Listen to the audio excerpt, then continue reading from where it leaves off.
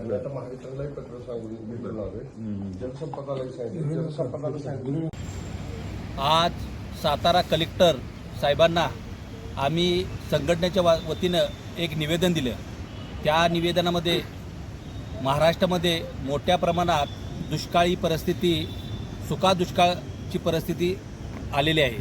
मुख्यमंत्री साहेब महाराष्ट्राचे गेले 6 महिन्यापासून दुष्काळाचं नियोजन करा या मुद्द्यावर आणि सरकारी यंत्रणा सज्ज राहा म्हणून सूचना 6 महिन्यापासून देत आहेत.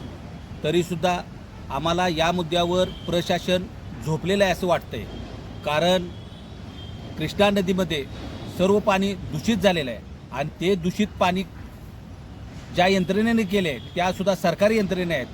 सर्व ग्रामपंचायती, सर्व सैदापूर ग्रामपंचायत असो, उंबरज ग्रामपंचायत असो, अनेक ग्रामपंचायतीने आपलं सांडपाणी हे नदीमध्ये सोडलेलं आहे. त्यामुळे मोठ्या प्रमाणात पाणी दूषित झालेलं आहे.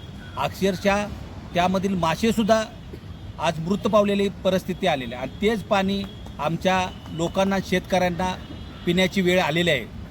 त्यामुळे भविष्यात जनावरांनाही ते पाणी पिऊन धोका निर्माण होऊ शकतो. त्यामुळे या सर्व मागण्यांसाठी आम्ही तहसीलदार कचेरी कराड या ठिकाणी शुक्रवार दिनांक 19/6/2026 रोजी सकाळी 11 वाजता आंदोलन करणार आहे. आमचे यामधील आंदोलनाचे मुद्दे असे असतील की पाटबंधारे विभागाने बंधारेमधील गेट काढून पाणी वेस्ट घालवलेलं आहे. ते पाणी पुन्हा त्यांनी गेट टाकून अडवण्यात यावे. प्रदूषण मंडळाने संबंधित यंत्रणेवर म्हणजे CO असतील किंवा मुख्य अधिकारी असतील या सगळ्यांच्यावर कारवाई करण्यात यावी. कारण नदीमध्ये प्रदूषण मोठ्या प्रमाणात वाढलेले आहे. त्याचप्रमाणे नदीवरचे जे पूल असतात तिथून येणा जाणारे लोक मोठ्या प्रमाणात कचरा नदीमध्ये टाकत असतात. आता दुष्काळी परिस्थिती आहे. आपण सर्वांनी मिळून याला तोंड द्यायला पाहिजे आणि नंतर पुन्हा एकदा पाटबंधारे विभागाने निडेल गेट नावाची गेट बंधाऱ्यामध्ये टाकून पाणी अडवलं पाहिजे आणि जे शासकीय कामं जे मोठ्या प्रमाणात चालू आहेत, ज्याला मोठ्या प्रमाणात पाणी लागणार आहे ती कामं तात्काळ बंद करावी, बांधकामे बंद करावी, मोठ्या बिल्डरांची कामे बंद करावी आणि पाण्याची बचत केली पाहिजे.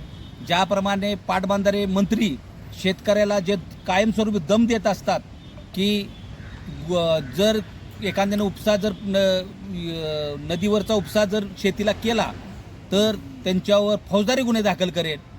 आम्हाला तेवढं ज्ञान आहे की पहिलं पिण्याचे पाणी आणि नंतर शेतीचे पाणी एवढं शेतकऱ्याला ज्ञान आहे. पण प्रत्येक वेळेला असा दम देऊ नये कारण शेतकरी तेवढा सुज्ञान आहे की पिण्याच्या पाण्याला पहिलं प्राधान्य देईल आणि नंतर तो शेतीच्या पाण्याला प्राधान्य देईल.